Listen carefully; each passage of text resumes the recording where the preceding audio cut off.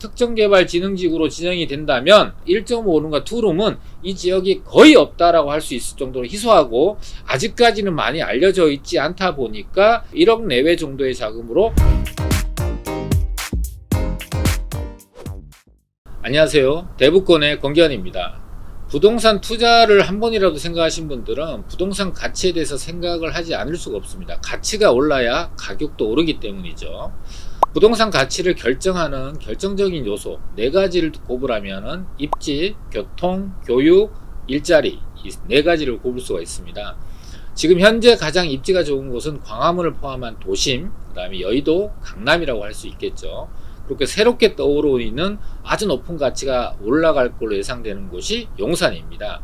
자, 기존의 3핵심 지역, 3도심이라고 불려지는 지역이 최근 이제 산업군들이 4차 산업, 융합산업으로 산업이 크게 트렌드가 변하게 되면서 일자리에 대한 부분도 방향성을 바꿔야 되는 시점이 되어버렸습니다.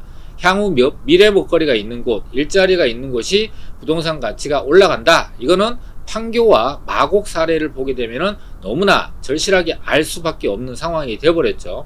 근데 3핵심 지역, 3도심이라고 불려지는 이 강남, 여의도 도심이 그동안에 그동안에 이어온 기존 산업들이 자리를 굉장히 크게 차지하고 있다 보니까 서울시에서 앞으로 4차 산업, 융합산업이 자리 잡을 수 있도록 이 세 곳에 대해서 대대적으로 손질을 한다고 합니다. 그래서 어떻게 손질을 하게 되는지, 또 그 중에서 그 대대적인 손질에 의해서 영향을 받게 되는 지역, 가치가 올라갈 수 있는 지역들을 우리 시청자분들과 같이 얘기 나눠보도록 하겠습니다. 네, 서울시가 산업 변화에 발을 맞춰서 금융, 뷰티, IT 정보기술, NT 나노기술, BT 생명공학 등 앞으로 미래 일자리를 전략적으로 육성하기 위해서 기존의 개발진흥지구로 지정됐던 곳들을 대대적으로 손질을 한다고 합니다. 지금까지는 활성화되지 못하고 있었단 말이에요. 그래서 거기에다가 인센티브, 여러가지 혜택을 더 빨리 더 많이 집약될 수 있도록 활성화시키겠다고 합니다.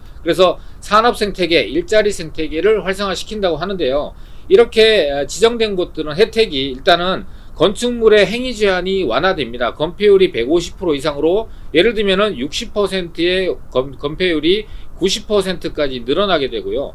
용적률도 120%니까 현재 250%인 용적률이 약 300%까지 늘어나고, 높이 제한에 대해서도 한 120%까지 완화가 된다라고 합니다. 그리고 여기에 입점하는 여러가지 중소기업들 융자 자금들이 건설 자금으로 100억, 그 다음에 증개축으로 10억, 입주 자금으로 8억, 경영 자금으로 5억 정도의 자금을 지원해 준다고 합니다. 그리고 종합지원센터까지 조성을 해서 더 빨리 효율적으로 쉽게 자리 잡을 수 있도록 도와주겠다라고 합니다. 자, 그래서 이렇게 지정되어 있는 8곳이 그동안에 어떻게 진행되고 있는지도 좀 체크를 하고 앞으로 어떻게 변할지를 한번 알아보도록 하겠습니다. 자, 이번에 대대적으로 손질을 보겠다라고 하는 이유는 기존의 8곳이 이미 지정이 되어 있는데요. 이 8곳 이외에 새롭게 2곳 정도를 새롭게 이제 지정을 하는데, 하나는 도심, 하나는 강남권에 위치를 하게 됩니다. 자, 그래서 기존에는 종로라든지 성수, 그다음에 마포, 동대문, 중구, 면목, 영등포 등 총 8군데가 지금 현재 진행이 되고 있습니다. 일단 도심 내에서는 3군데가 이미 지정이 되어 있죠. 종로의 기금소, 그다음에 종로의 금융, 그다음에 종로의 인쇄.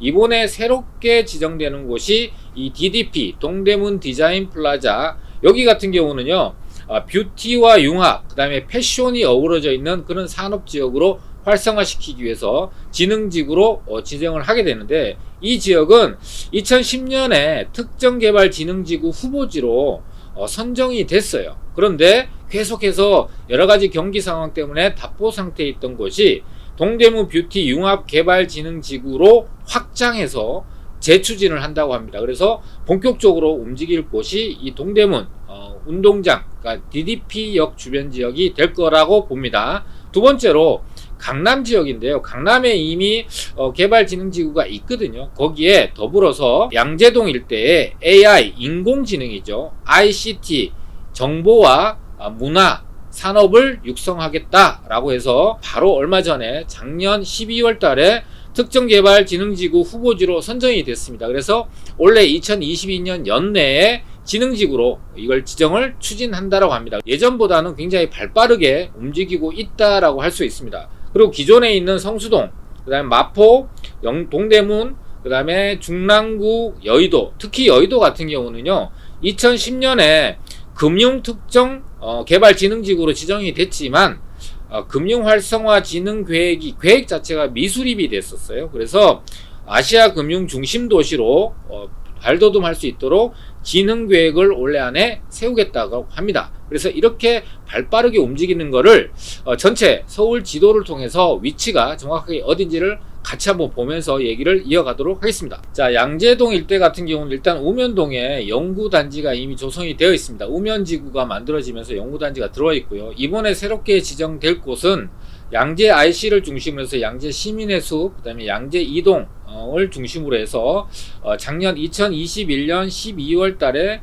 후보지로 지정이 됐고, 이걸 원래 2022년에 지구로 지정을 하겠다. 이 지역은 AI 인공지능이죠. 앞으로 모든 산업에 이 AI 인공지능이 영향을 줄 수밖에 없기 때문에 글로벌 기업들과 경쟁을 해서 살아남기 위해서는 이 AI를 놓고 갈 수는 없는 상황이죠. 거기다가 ICT, 그러니까 정보와 문화, 관광들을 함께 어우러서 이 지역을 개발하겠다, 발전시키겠다. 그래서 이렇게 관련된 AI와 ICT 관련된 업체들이 이 지역에 입점을 하게 되면은 취득세도 감면해주고 자금도 지원해주고 제도적으로 여러가지 뒷받침을 해줘서 이 지역에 집약이 될 수 있도록 활성화시키겠다. 자, 이렇게 되면은 안 그래도 지금 현재 양재 이동 아래쪽 편에 주택개발이 진행이 되면서 안 그래도 지금 현재 이 주변에 가로주택 정비사업이라든지 소규모 정비사업이 활발하게 진행되고 있다 보니까 가격이 많이 올랐어요. 특히나 여기는 노후주택, 단독 다세대 빌라들이 밀집되어 있던 곳이기 때문에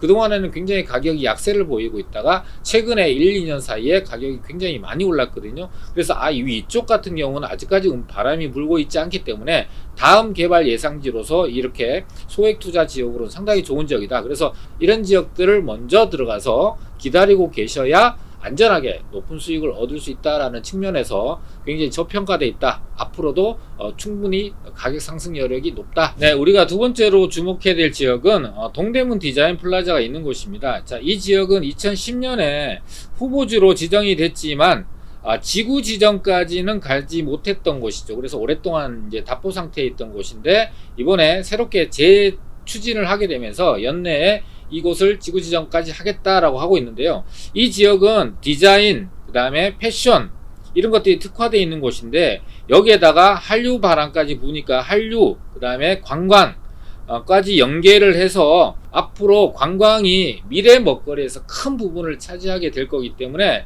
청계천과 연계돼서 관광 쇼핑 이런 것들이 집약될 수 있는 곳이 이 동대문 지역이기 때문에 굉장히 주목을 해야 됩니다. 동대문 역사문화공원역 같은 경우는 일단 트리플 역세권입니다. 그리고 동대문 디자인 플라자라는 아주 특이한 형태를 띠고 있는 건축물도 있고요. 여기에 패션 거리가 형성이 되어 있어서 청계천까지 이어져 있다 보니까 관광, 문화, 패션, 디자인 이런 것들이 복합되어 있는 곳인데 여기에 더불어서 뷰티까지 연결이 돼서 이 지역을 특정개발진흥지구로 지정해서 더욱더 발전시키고 많은 일자리를 창출하겠다라고 이해하시면 되는데 이 주변 지역이 그동안 굉장히 낙후되어 있던 주거지역이었어요. 근데 최근에 신속통합계획 민간 재개발이 지정이 됐고 그 다음에 소규모 주택 정비관리지역, 그 다음에 아래쪽에 원래 민간 재개발로 진행되는 신당 8구역이 진행되고 있습니다. 자, 그렇게 되면은 지금 현재 이렇게 비어있는 지역들이 있죠.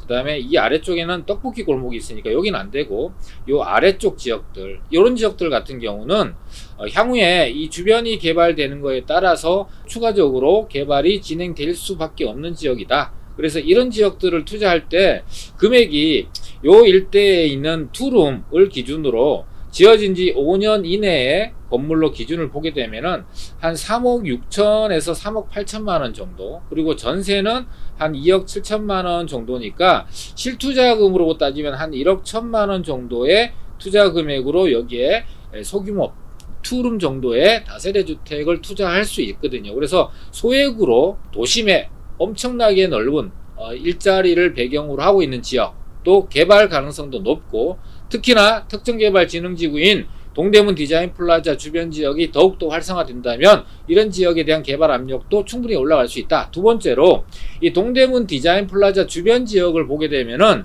건물들이 이제 빌딩이나 쇼핑 이런 것들을 할 수 있는 건물들밖에 없다 보니까 오히려 도심 지역에 특히나 상업 지역에 필요하고 있는 오피스텔이 굉장히 부족합니다. 물론 이 라인에 오피스텔이 없는 건 아닌데 대부분 다 원룸 위주의 오피스텔이 되어 있어요. 근데 실제로 시장에서는 수요들이 1.5룸과 2룸으로 되어 있는 이런 오피스텔, 그러니까 아파트를 대체할 수 있는 아파텔 형태의 오피스텔을 절실히 원하는데 이게 거의 없어요. 곡선의 미를 살리고 있는 건축물이 동대문 디자인 플라자입니다. 그리고 위쪽으로 올라가게 되면은 청계천이 위치를 하고 있어서 관광객들이 동대문 디자인 플라자 그리고 건너편에 있는 패션타운을 거닐고 쇼핑을 한 다음에 이 청계천을 따라서 산책과 관광을 같이 즐길 수 있는 그런 여러가지 복합적인 여건을 갖추고 있는 곳이 이 동대문 디자인 플라자입니다. 자, 그래서 이 지역이 특정개발진흥지구로 지정이 된다면 일단은 이 동대문 디자인 플라자, 그러니까 DDP 역이 트리플 역세권이기 때문에 교통의 요충지고요. 또 이 앞에 있는 길을 중심으로 해서 이 위쪽은 전부 다 상업지역입니다. 그렇다 보니까 고밀로 지금처럼 이렇게 높은 건물들이 들어설 수 있거든요. 자, 그런데 이 동대문 디자인 플라자 건너편 앞쪽의 삼각형 지역이 건물다운 건물이라고 할 수 있는 게 한 2개 정도 눈에 띄고 나머지 건물들은 굉장히 낮은 건물들이 형성이 되어 있습니다. 자, 요 지역 같은 경우는 앞으로 도심에 많은 일자리, 특정개발진흥지구가 개발이 진행되고 더 많은 일자리가 만들어지면은 수요가 증가될 거기 때문에 직장인들을 대상으로 하는 1.5룸과 2룸 정도의 아파트를 대체할 수 있는 오피스텔, 아파텔이라고 할 수 있죠. 아파텔 같은 것이 들어서게 되면은 이 수요 증가와 지역 발전에 따라서 높은 가치 상승이 예상되는 그런 저평가되어 있는 그런 물건이에요. 이 대로변을 따라서 원룸 오피스텔은 상당히 많은데 이 지역은 서울의 전체의 95%가 원룸이다 보니까 원룸은 희소성이 없는 데 비해서 1.5룸과 2룸은 이 지역이 거의 없다라고 할 수 있을 정도로 희소하고 새롭게 지을 땅도 많지 않기 때문에 이 희소성 가치가 상당히 높고, 또 한 가지는 이 건너편 쪽에 있는 이 아래쪽에 신당동 같은 경우, 이 아래쪽 같은 경우는 주택가가 형성이 되어 있는데 앞서 제가 지도에서 보여드렸다시피 신통기획 후보지로 또 소규모 주택 정비 관리 지역으로 지정된 곳들이 있고요. 그 이외의 지역들 같은 경우도 상당히 노후된 주택들이 모여 있다 보니까 그 주변이 개발되면서 향후에 개발 가능성이 상당히 높다. 그래서 다세대와 도시형 오피스텔, 특히 아파트 1.5룸과 2룸에 해당되는 아파트를 투자를 소액으로 1억 내외 정도의 자금으로 충분히 투자할 수 있는 지역이고, 아직까지는 많이 알려져 있지 않다 보니까 이런 지역들이 발전해서 특정개발진흥지구로 지정이 된다면 앞으로의 미래 먹거리가 커지고 확장되고 발전할 곳들이 투자에서 관점에서 본다면 미래가치가 매우 높고 지금 현재로 본다면 저평가되는 지역이라고 할 수 있습니다. 자, 그래서 오늘 서울시에서 산업특정개발진흥지구 2곳을 새롭게 지정을 하고 활성화시키겠다는 개발 계획을 토대로 앞으로 미래 먹거리 산업 발전이 변화되면서 우리가 투자의 방향을 어떻게 잡아야 될지를 우리 시청자분들과 같이 얘기 나눠 봤습니다. 자, 오늘 내용이 우리 시청자분들한테 도움이 되셨다면 구독, 좋아요, 알람 설정 부탁드리겠습니다. 감사합니다.